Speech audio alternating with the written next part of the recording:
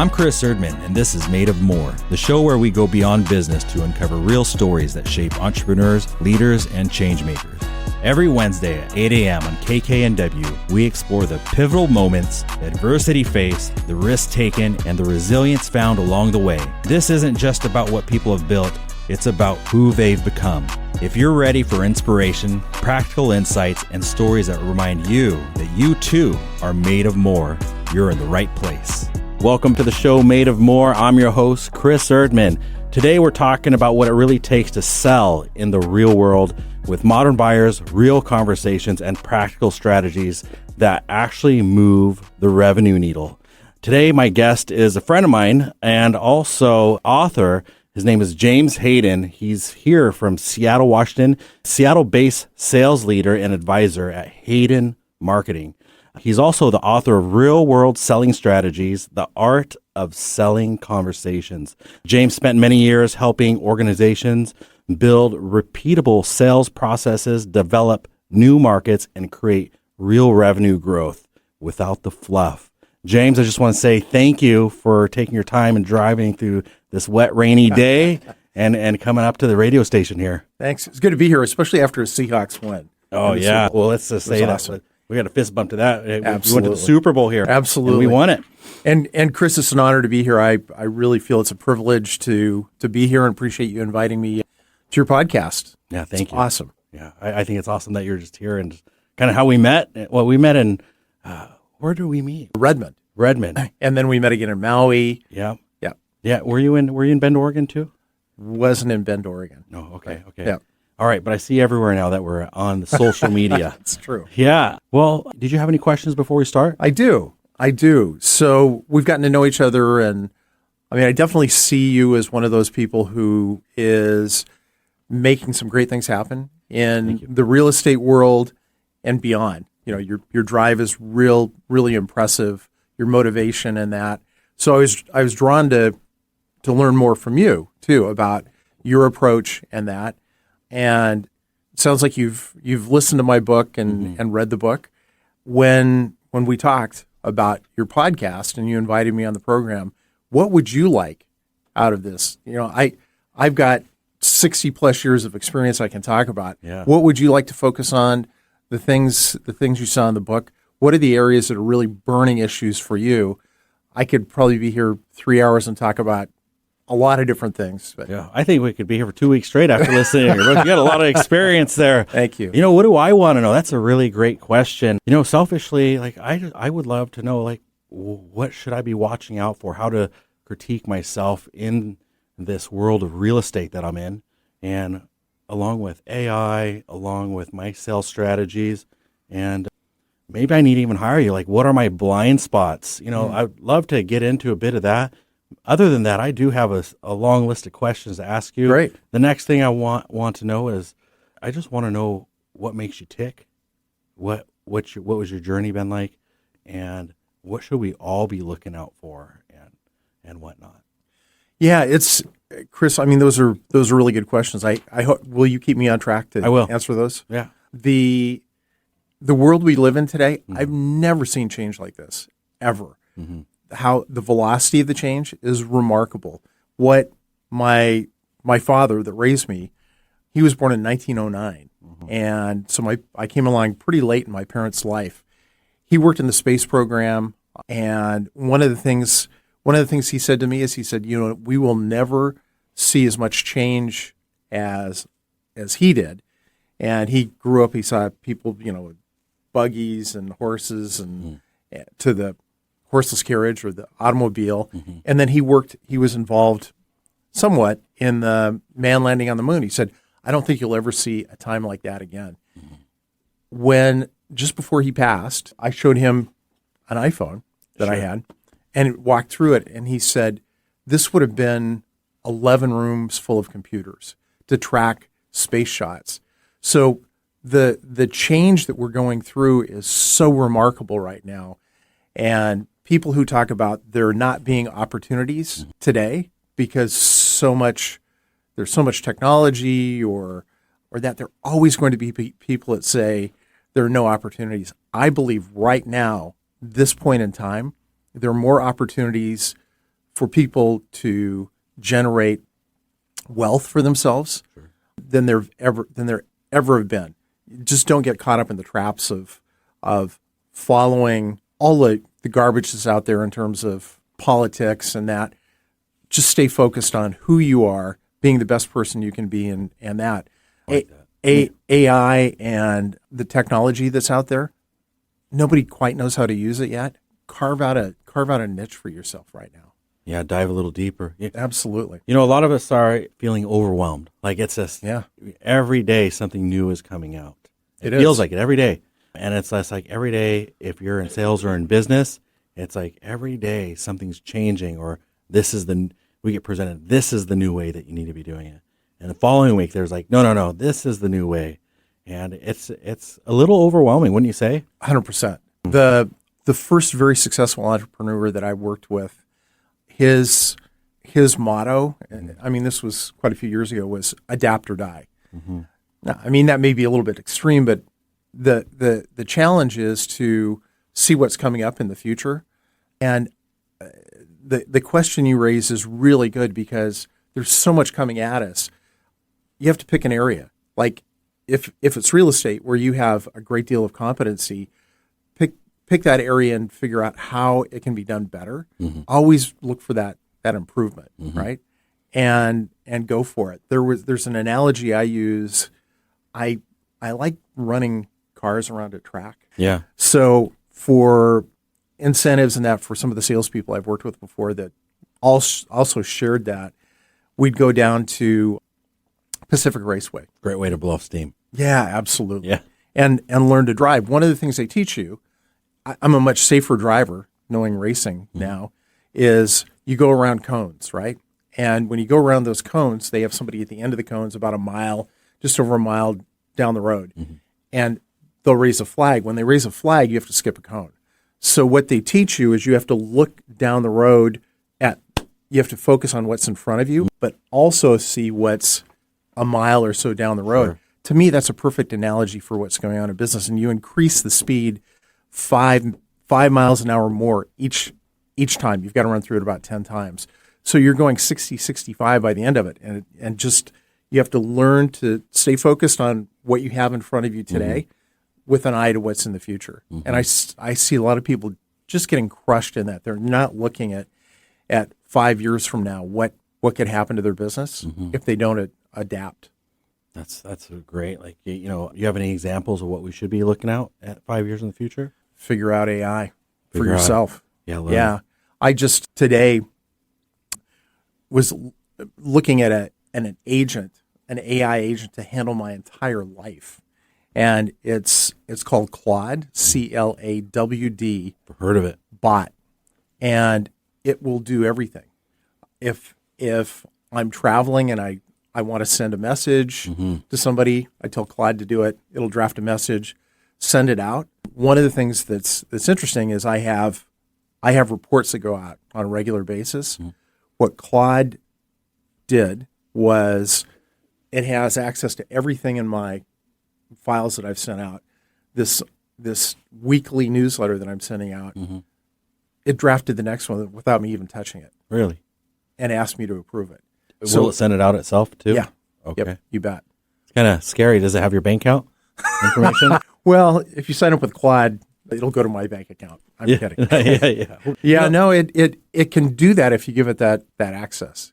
If you can imagine having a personal assistant 24/7, the technology's there today. So how do we become more efficient? I think that's always the challenge, right? And so do you feel like Claude is for the people that are not techie? Hell yeah. Or is it's made for the people that are not techie? Both. Yeah. Okay. Yeah.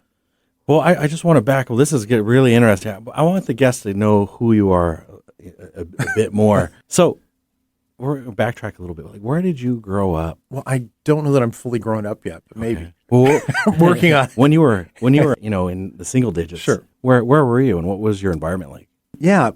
So I was born in the Seattle area, in Seattle proper.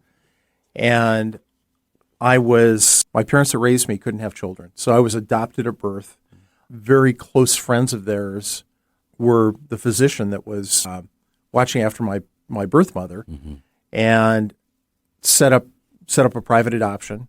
And my parents were not Mormon. My godfather was. Mm-hmm. So part of the adoption was it could go through the state. Wouldn't be guaranteed they'd get me. I was raised as a Mormon. Stayed in the Mormon church till I was 14. Fantastic upbringing. My dad, as I may have mentioned, he was an engineer in the space program. Yeah. So he came out of World War II, lived in Seattle, and then radars were a big thing. Yeah. Up in Alaska, radar installations that do keep track of the Russians. Wow. Called the Distant Early Warning System. So we lived in a remote native village. We moved up there when I was 3. Yeah. And I was the first blonde-haired person the natives had ever seen.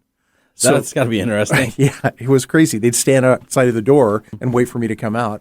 Yeah. So it was, there was only two ways to get there, by boat or by plane. There were no roads in. Wow. Incredible. It was a great experience. To me, that was just normal. My parents let me know from that time on that I was adopted. Then we moved to just north of Santa Barbara, Vandenberg Space Force Base or Air Force Base, where my dad was tracking some of the satellite shots down there. So I grew up around the space program. We ended up coming back to Seattle, and there were some things that definitely motivated me. Yeah. Being an adopted person is a different mindset. I thought everybody kind of faced the same thing, and especially an only child. Sure. So growing up, I found out a couple things that I was adopted. Kind of wondered who my other siblings were and that. So it definitely created some insecurities in me. I didn't know who the heck, I was related to. Yeah. My mom and dad cared a lot about me, loved me, wanted what's best for me. But it opened this door of some wonder in your life. Yeah. Yeah. Yeah. Very curious. Yeah. That sounds really, that's probably all your upbringing probably really set you apart a bit and made you help think a little bit differently. Because like meeting you, your mind works differently than most people I run into. I mean, you're. You picked that up, huh? Oh yeah. I mean, you were dropped in somewhere, and you were raised in an interesting environment. What type of impact do you feel like that may have had on your entrepreneurial spirit? Yeah, when it's interesting the motivations we have, right? Like I can talk about the insecurities I had being adopted. Yeah. And when I was 7, my mom that raised me, her mother, my grandmother, was at our house in California. And we're sitting having a nice dinner, and she said, you'll never be as successful as your cousins because you're not blood. And that kind of set my mom off. She was pretty angry at my grandmother. But as a 7-year-old, I let that sink in, and it gave me so much fire, Chris. Yeah, it woke you up. Woke me up big time. And I also found out my birth mother when she was pregnant, and her mother, my other grandmother on that side, she told me they gave me, she drank a chemical to try and get me to abort. So, my story's been survival and persistence. And it created such a fire in me. My mom was one of the first female real estate brokers in the Seattle area in the 50s. Worked with McPherson's, which... Yeah, know that name. Yep. I believe they're long gone. But she worked with McPherson's, and so I grew up in this environment where she was a massive mentor to me. Even though she's not here, she still is. I got Yeah, she's always with you. The lessons. Yeah. And when I was a little kid, I was going to real estate seminars, going to Zig Ziglar. I went with her. My dad wasn't so interested because he's an engineer, right? But Sure. yeah, she was a tremendous motivation and still is a voice very much I carry in my head, and had a major impact on some life decisions I made.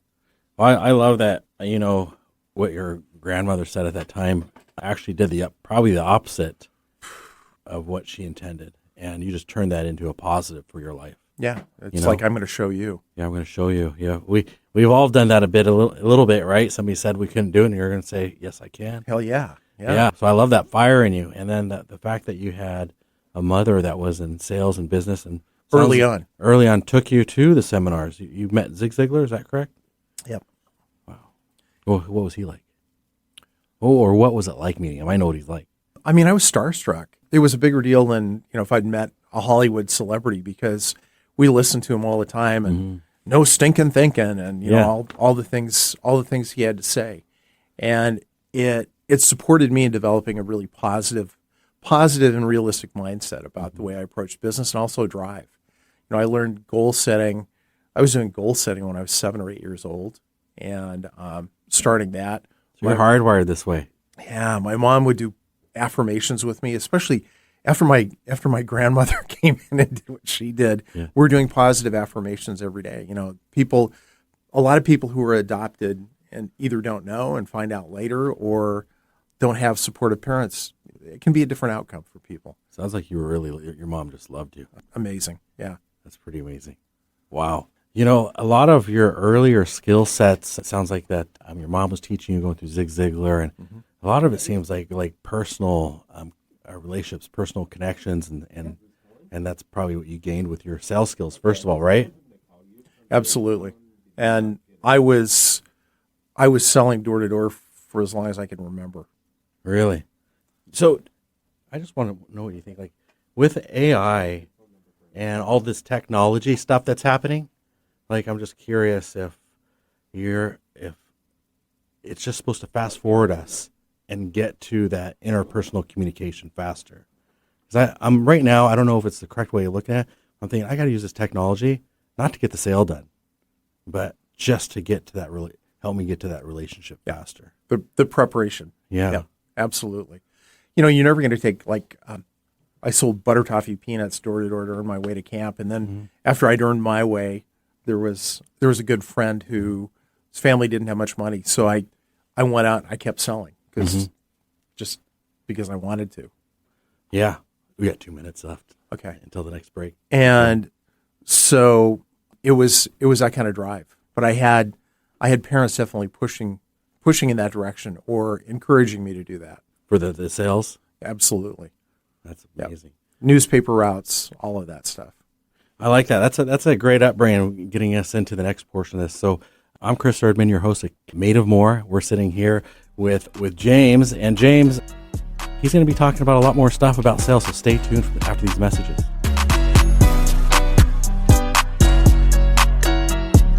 Retirement can be scary, but only if you're not prepared. That's why AARP created thisispretirement.org. Because unless you've already retired, you're in pretirement, and you still have time to plan. Learn about retirement savings options, potential tax breaks, and how you can build savings over time. Visit thisispretirement.org for free resources to help you customize your action plan and feel the retirement fear disappear. Brought to you by AARP and the Ad Council.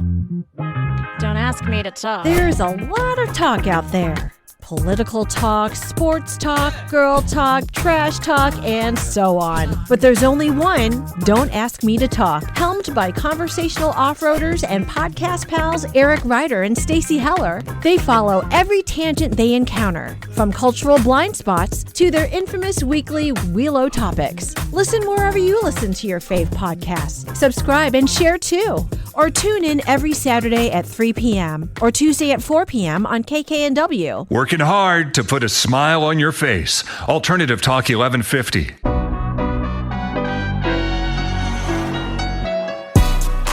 Welcome back to the show, Made of More. I'm your host, Chris Erdmann, and we're continuing our conversation here with James Hayden, the author of the Real World Selling Strategies.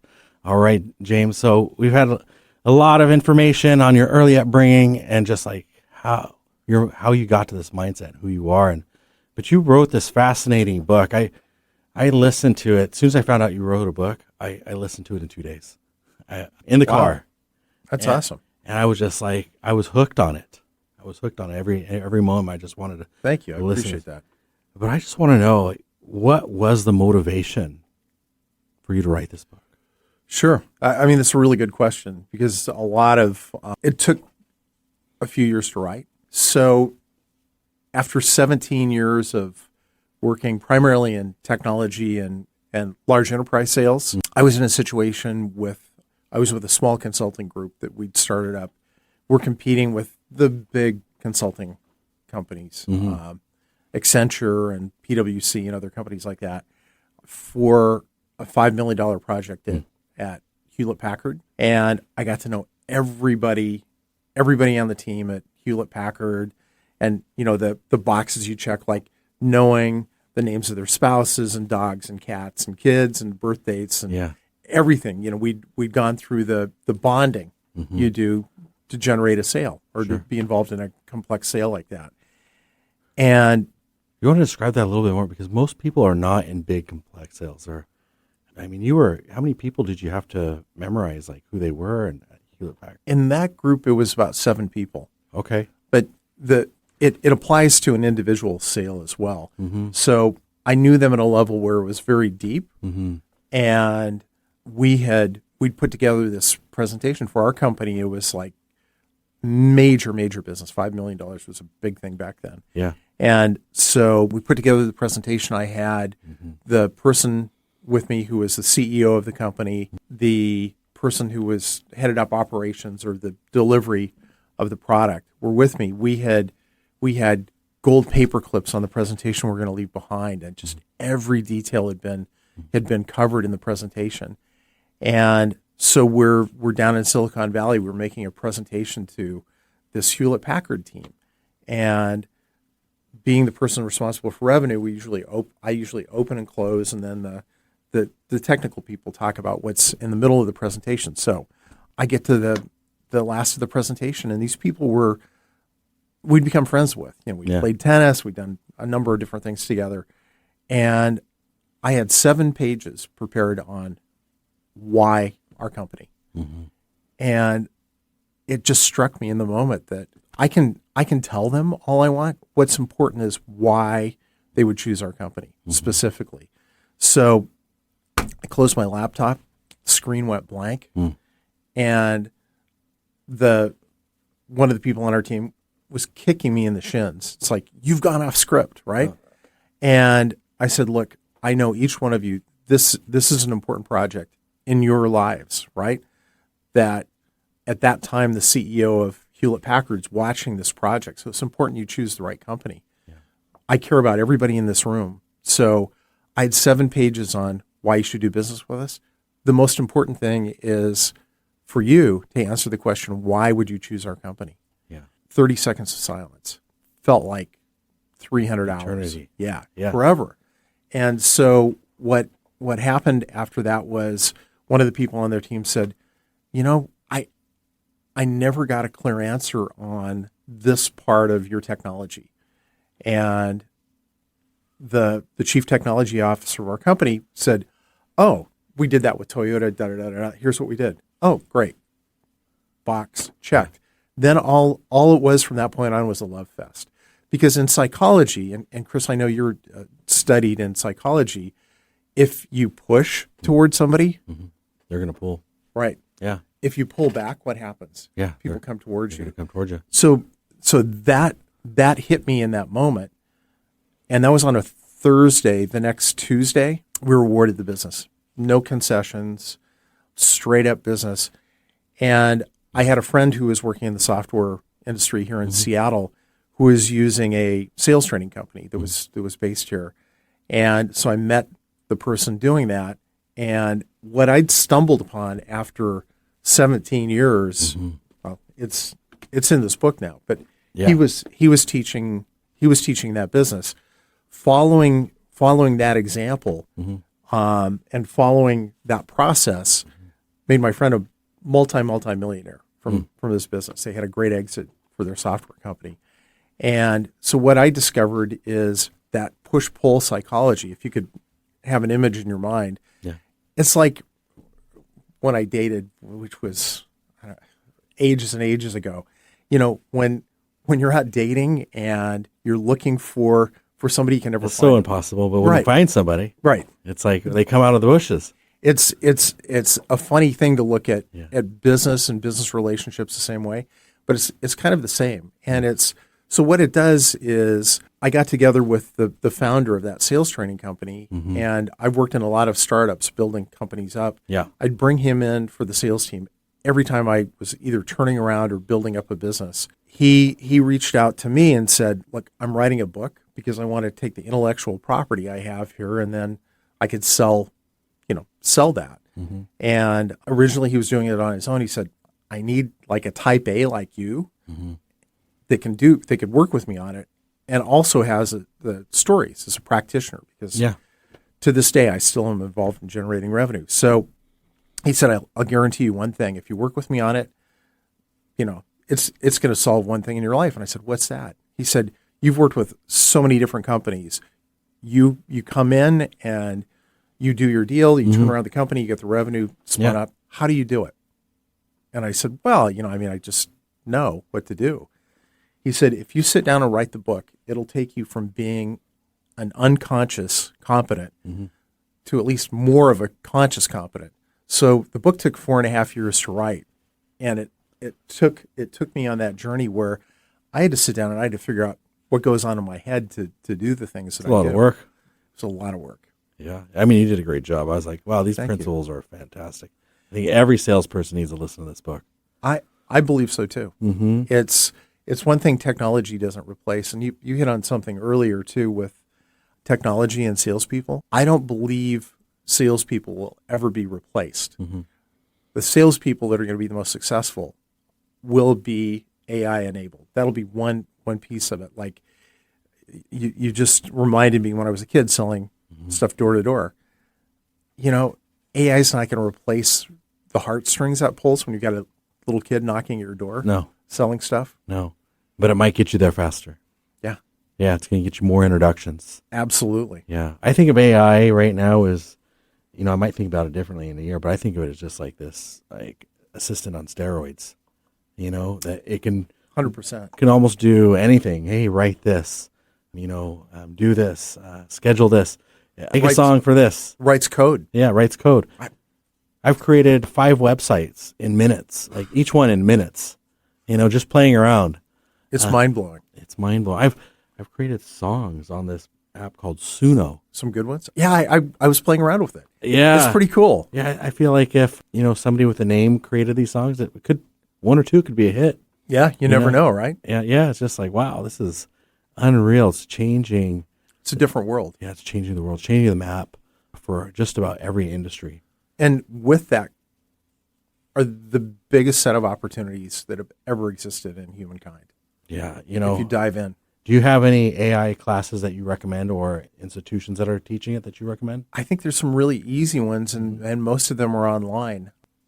The one I got into initially, I've been working in AI for 7.5 years. One of the ones I really like, and it focuses on ChatGPT primarily, but that's a good starting place. It's called Coursive, Coursiv. Yeah, I've seen their ads. $39 online. It'll take you through the basics. You practice. I think that's a good launching pad for people. You can just get them started, get their feet wet. Absolutely. Yeah. What do you think is next in my industry? That means a salesman. What do you think I have to look out for with AI? In real estate? In real estate. Commercial and residential? Commercial and or residential, yeah.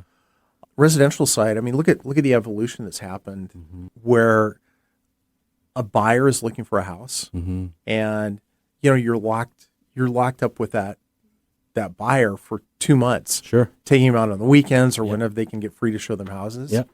Now, my understanding is the way it works, and correct me if that's not right, but people go through Zillow or they look online, they come to you with like 3 or 4 houses, like, Chris, this is what I'm interested in, right? On that side of the equation. I believe on the other side of the equation, you're just going to be able to get to a more qualified audience faster. I believe so. Commercial side, wow, that market's changing so much now. What I do know is there's some very progressive companies that are bringing in big time technologists. There's a private equity firm in Seattle called Bridge 33 that the chief technology officer is one of the tenants in one of the properties we have. And what they're doing is amazing in terms of workflow analysis, running properties more efficiently and more effectively. I don't know about on the buy and sell side, but just in terms of managing their portfolio, they've got, a brilliant software engineer running a tech team there. Yeah, I can only imagine. underwriting deals. Sometimes I'll put deals into a system and underwrite them manually, figure out what is the value of this property. But I like to put it into these AI models and just give the information and say, give me the valuation. It's like scary how fast and how accurate that their evaluations can just like, boom, just like that in seconds, I have an accurate evaluation. You do have to know what you're doing, so you know that. No, you do. That's the biggest thing when you put in the prompts in AI. You almost have to know the answer, and you ask AI to validate it. Yeah. I believe that's where it is right now. Yeah, it's a great tool to just get a check your thinking. Just check your thinking, Yeah. but it's not there yet, but it's getting there. Yeah, fast. You've shared so many stories in this book. I was really impressed sharing a lot of your tough stories. I mean, there's been a couple times of like, you have this term in there. I wish I wrote it down, but you have everybody sign before you present. What's that called? You mean a pre-presentation agreement? Yeah, your pre-presentation agreement. Right. It's the first time that I've thought about a pre-presentation agreement. You want to talk about the importance of this and why you do this now? I mean, I've heard your stories. I know why you do it now. Scar tissue. Yeah. That's a scar tissue from that. Yeah, I've had opportunities fall out before that happens. One example, and it makes sense to really take that checkpoint before you go into investing your time and resources into it to make sure you've got the right people with the right message in the room. They have a qualified budget, all of those things. And the sales process that we have, like others, it'll take you through that process. Like you'll ask the right questions. In a complex sale, you have several different buying types. So you want to make sure you have the right people in the right room with the right message, right? Yeah. So when I've taken that for granted, I can tell you one example. There was the semiconductor company that was based in Washington, and the chief operations officer of the company said, "We've got to use your company's products." We had a 20-to-1 ROI on it. Yeah. And so big benefit to the company. And gave him the presentation. He asked us to come down a little bit in price. I did in that case. And he said, "I'm presenting to the executive team." And I hadn't met with anybody on the executive team yet and didn't understand what their pain was or their emotional reasons for buying. And he said, "I got it covered. No worries. No problem." So a week went by, didn't hear from him. 10 days went by. You're sweating. Radio silence. Yeah. And he goes, "The CFO shot this down because we need a new employee parking lot. If I'd followed that process of making sure we had the right people, and that if you skip the steps, you'll get burned." So going through that is critical for a sale, because look how fast things change in organizations right now when they're buying. It can change quickly. They can change like that in terms of what they're interested in or what their priorities are. So confirming that before you go into the presentation is important. And I think where you have multiple people who can impact the sale, making sure you have communication with each of them about what's important to them. Yeah, that's great. Do you have to have them sign anything for the agreement, or just it's a verbal? I have. It doesn't always work. Yeah. But if you can, especially when you get to the point of doing like a letter of intent. Yeah. Absolutely. And I'd make sure you have a sign off from every one of the decision makers. There's 4 different types of decision makers in sales. Yeah. And sometimes that one person can cover 1 or 2 other roles, but it's important to have that conversation with them so you don't get blindsided. Well, thanks for sharing that. You've been listening to the show Made of More. I'm your host, Chris Erdmann, and we've been talking to James Hayden. I want you to stay tuned, because after these messages, we're going to dive back into his real-world selling strategies as he just gives us all these gold nuggets.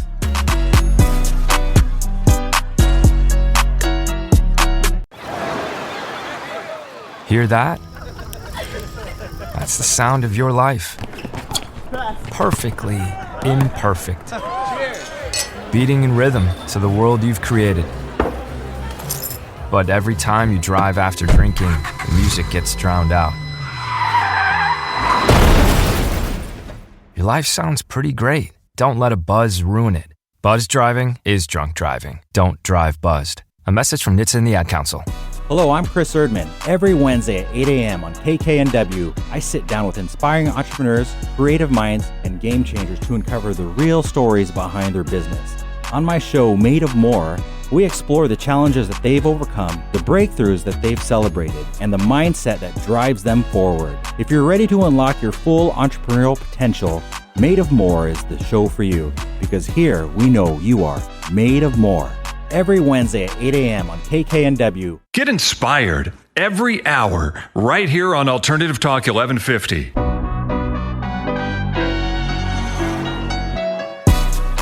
Welcome back to the show, Made of More. I'm your host, Chris Erdmann, and I'm sitting here with James Hayden.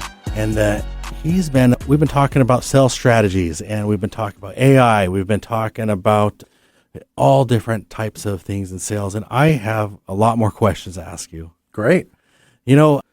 First of all, a lot of these questions are coming from your book, but these are things that I think about all the time.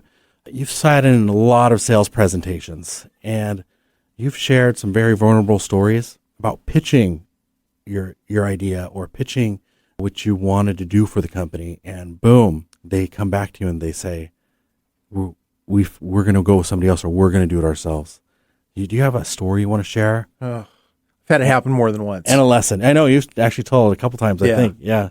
I've had it happen a few times. Mm-hmm. And it sounds jaded to a certain extent. Some of the people I've worked with use that expression, buyers are liars, right? Mm-hmm. And I'm not fully buying into that, but you need to have a process to get people to tell the truth, right? Mm-hmm. About where you are. So what I use is going negative with people. How do you mean? Like if somebody said, you don't have anything to worry about. Well, I've heard that from other clients before, and sale got turned upside down. So how do I know that that's the case? And then it can lead into a discussion of, have you met with the CFO about this opportunity? Is there any kind of movement for you to do this internally as opposed to externally? There's a term we use in the book called leaving your gold on the table. We bring gold to our clients every time. Mm-hmm. There's some value we bring. Unless you have agreements that you set in place with them about disclosing your approach, mm-hmm. people can steal your ideas, and I've had that happen before.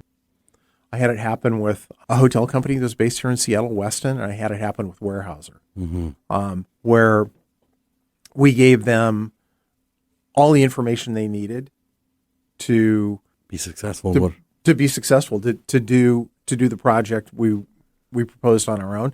Now, one of them came back to us because they couldn't do it on their own. Mm-hmm. But so what I've started doing is framing, you get what you pay for. Yeah.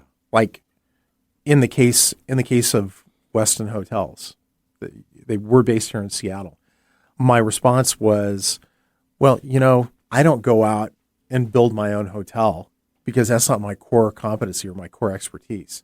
Now, you wouldn't be thinking about going out and doing this project on your own because that's not really your core competency. You'll get a better product even though you pay more. Mm-hmm. And an old adage that I use, that I still use, is the most expensive solution is the one that doesn't work.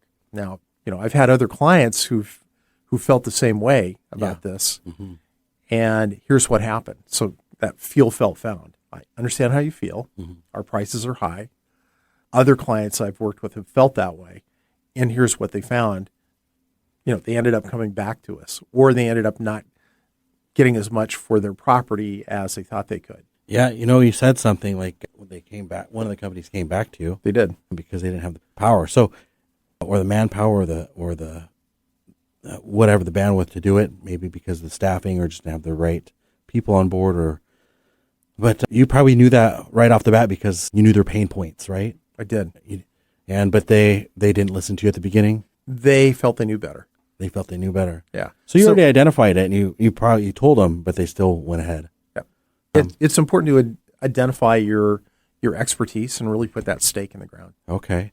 And then it's not that we don't want to tell them the whole idea. We have to sell. We have to be open and sell the whole idea. So it's getting agreements in place. It's getting agreements in place. So a competitive firm doesn't swoop in. I mean, you really don't know. That's why it takes a little bit of exploration with a client, getting to know them, because what happens if their sister-in-law or brother-in-law works with your competitor, right? Sure. And that's happened before too.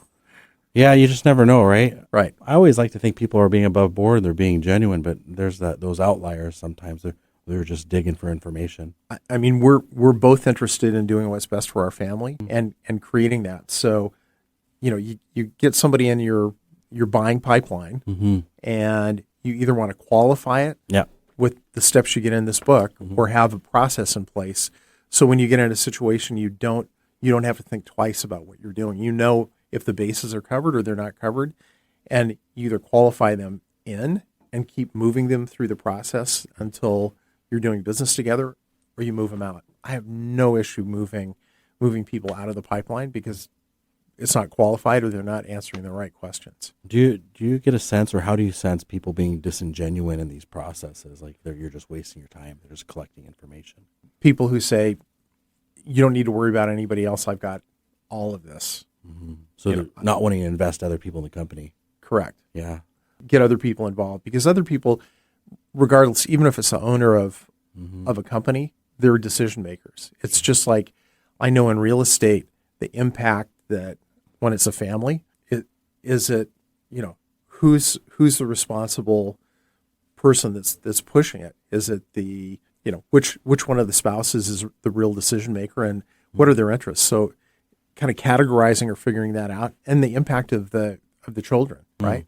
One of the things you see, like in advertising, is somebody choosing a fast food restaurant. Why do you think advertising is focused on the kids? Because the kids are the ones really that drive the decision making, not the parents. That's true. Yeah. Yeah. So finding out the roles of the decision makers is super important. Yeah. And you have a system in doing that?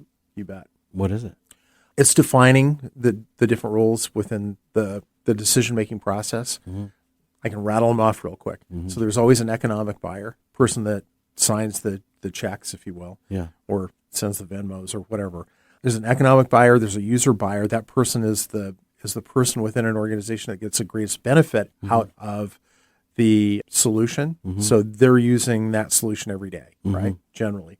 There's a technical buyer, a person that says, yes, this house or this project does exactly what it could be.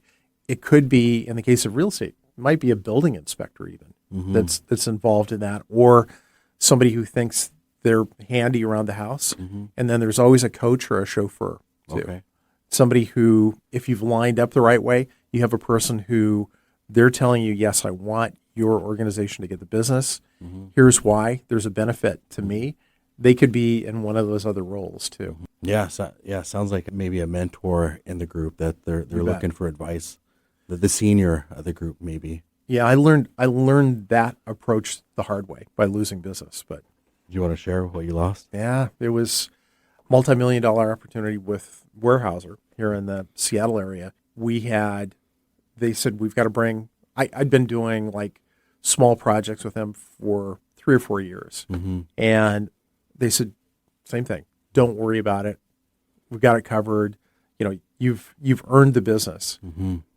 And we have to bring in a competitor just, for purchasing, to make sure we've got the right balance. Well, this firm was hungry, and they flew Weyerhaeuser's consensus decision maker. So they flew around the country. They interviewed 16 people who were peripherally involved in the decision-making process. This was before I knew about this.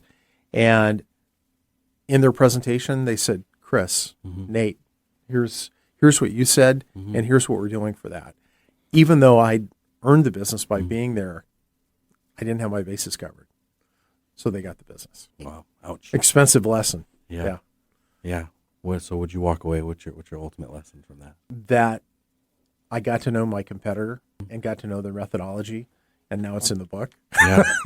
So we should know our competitors in our marketplace. Absolutely. Yeah. How well should we know them? I think very, very well. Yeah. Should we take them to lunch? Yeah. Yeah. Because it sounds strange, but we should. No, I mean, there are opportunities you can work together too, right? Yeah. Especially in real estate, where you can collaborate on different opportunities. But I believe, the more professional groups are, together, even though you're competing. The boats rise with a higher tide. They really do. I think it's better for everybody. I agree. I'm going to go to this question. We're on the show Made of More. What does that phrase mean to you, Made of More? That's a really big question, Chris, and I think it's a great name for the program. Made of More, to me, means making the most of yourself. And what we've talked about today, and what's in the book and other places, is those challenges we have. Like people look at life and it's like, I want it to be easy. You know what I've talked about being having a birth mom that tried to kill me when she was pregnant. Yeah. Having a grandmother who said I wouldn't be as successful as my cousins, and then a couple teachers who said I'd never make it through school. You know, that all charged you. Hell yeah, and having, I think, not only personal but business goals that are out there that are tangible, that you put timelines on. Super, super important. So Made of More means like making the most of your life, period. And, you know, there are the several areas we have in our life, and it's optimizing that. You know, we've got one life here, and making the most of it is what's really important. Surrounding yourself with the right people too. Like you're involved. I mean, the fact you're doing this is something more. You're extending yourself by creating more for the world. Thank you. The group you're involved in, Power Players, is, I think, a tremendous networking group as well, where I've never seen a group that networks quite like that. Yeah, neither have I. It's really special, isn't it? It is. Yeah, I agree. Just getting involved with the right groups and taking advantage that we only have one life. Yep. And seeing what's possible. We're going to get hurt. We're going to have to brush the dust off of our knees, and we're going to have to get up and you know, bandage those scrapes and cuts, and it's where the biggest growth happens. Yeah, that's right. I just love that because I see that in your book. Like you're sharing these moments, and you're like, never once did you feel sorry for yourself in that book. I felt like every time it was very deliberate the way you wrote it. You looked at it as, this is the next, this I have to learn from this. And maybe you learned from that same lesson 2 or 3 times, you know? Hopefully it was faster, but not. That's true. You're right. You know, because sometimes they come from a different angle. We didn't notice it the same way. Absolutely. But I didn't see you get down on yourself. Don't give up. I watch you. You absorbed the pain. You didn't hide it. You didn't. And you're like, you know what? This happened, and I got to deal with it. So it's okay to feel it. Yeah, I mean, life's an amazing journey we're on, and I'd have to say, you know, one of the things you've witnessed too is 8-9 months ago, I'm hanging out as an only child. I now have 12 siblings. I know. And I always wanted a sister. Yeah. And that's how we met. I met you. Yeah. Sister introduced. Yeah. And like, we communicate all the time now, hanging out. And it's like, you never know what's around the next bend in life. But, you know, just like be a good person. There are shortcuts I see some business people take that are not worth taking. Do the right thing. The other thing I would say, my biggest advice is, and I wasn't raised Catholic, but I quote St. Francis. Yeah. It's in the giving that we truly receive. Yeah. And I'd have to say, I've had a great deal of career success. I've worked with over 140 companies advising them, and that the biggest rush for me, the biggest thrill I get is working with other people and seeing their success. And I can see it charges you up. Oh, it totally does. Yes. Yeah. I just see it. Like it just pumps you up. Yeah. Love that about you. You said, don't take a shortcut. Don't take shortcuts. And I got to ask, like a lot of people are out there like AI is just a shortcut. Different type of shortcut. Yeah. I mean, where something borders on not ethical. Okay. Taking that kind of a shortcut. Yeah. You don't want to do that. Yeah. And I've had a couple of people take advantage of me in some business transactions. I don't know what it is. Mm-hmm. I can't put my finger on it. You can call it karma if you want. Yeah. But it comes back and it bites people right in the ass. I think so. I think most people eat away at them somewhere deep down, and they won't perform as well. Maybe you might get sick from it. You know, I had this one girl that I was coaching, and she ended up, when I walked out of the room, she was downloading all my contacts into her contacts. What? Yeah. Yeah. Wow. I haven't seen her. I don't think she's been in the business. She's been in the business, but I haven't seen her doing any business. But that's incredible. yeah, that's it. It's like a spy movie or something, right? Well, yeah. Well, it's just like one of those shortcuts that we talk about. It's like unethical and how it might have an impact on you down the road. And I just think like I feel like that stuff like that will impact people. I think we're wired to be good people. Yeah. And giving people, and it impacts who we are if you do those things, right? Yeah. Yeah. We got a couple minutes here. How can people find you, and what do you want to provide for them? Sure. I've got a website. Mm-hmm. It has information on the book and about the services I have. It is James B. Hayden, HAYDEN.com. That's easiest way to get a hold of me is through the website. Mm-hmm. I can give you my mobile number. Texting works great for me. 206-915-0458. What I enjoy doing, and like I said, I enjoy other people's successes as much as mine. Mm-hmm. I've had success, but I know intuitively how to put companies together, how to put sales teams together, how to build markets for companies. Like I said, it's been over 140 companies I've worked with, Mm-hmm. and I had that fortunate experience. So a lot of that's just the laps I've had, or the number of experiences I've had. Mm-hmm. So if a company's looking to increase revenue, that's my jam. And I not only here in the U.S., but I've done it globally. I'm working with a company now, and it's based in Barcelona in England. And 2012, I worked on. I was a founder of a company that was based in Ukraine, and yeah, pretty amazing. It's changed a little bit over there. Yeah, we had our last meeting in 2016 after things got squirrely, and then I've worked with companies in Mexico. I'm also working with a company in Guatemala right now. So it's usually been how to build a market in the U.S. Yeah. But a lot of it lately has been just expanding their markets globally in total. Wow. So I mean, there's no limit. Like whatever you're doing out there, if you need help with sales, James Hayden's the one. Thank you, James. I just want to say thank you again for taking the pleasure. time and coming on the show. And I really it's a appreciate cool it. format, man. I like it. Yeah, I appreciate it. Thank Yeah. you so much. All right. You've Thank been listening to the show Made of More. I'm your host, Chris Erdmann. And again, we had James Hayden on the show today. Thanks for tuning into this episode of Made of More on KKNW. Whether you're on the road, at the office, or listening from home, keep chasing what lights you up, keep building what matters, and never settle for less than the life you were made for. You are made of more. More purpose, more impact, more joy. Made of More is part of the Speaking Current network of shows and podcasts, all of which that are dedicated to inspiring listeners to build lives of meaning, connection, and value. You can find the Speaking Current network of shows, including Made of More, wherever you get your podcast. You can also find us on YouTube. Until next Wednesday at 8 a.m. on KKNW, I'm Chris Erdmann. Stay bold, stay inspired, and stay made of more.